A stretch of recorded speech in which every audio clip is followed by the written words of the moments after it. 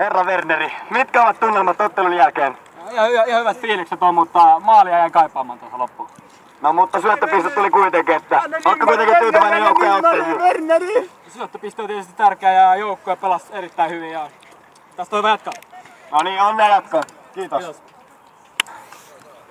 No niin, Ilmari Päiväsalo, mitkä ovat tunnelmat ottelun jälkeen? Erittäin hyvät tunnelmat. Erittäin hyvä.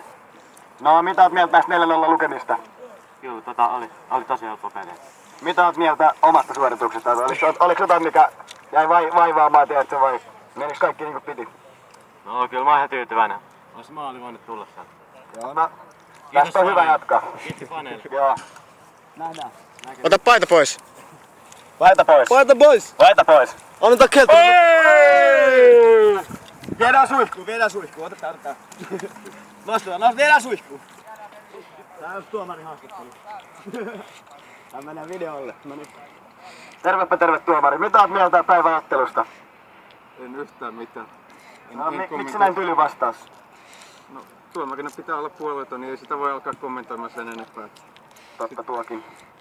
No, kiitos kuitenkin. Kiitos. Kiitos. Hieno yleisö. Siinä oli illan haastattelut. Tästä on hyvä jatkaa. Hyvää illan jatkaa. Näkemiin.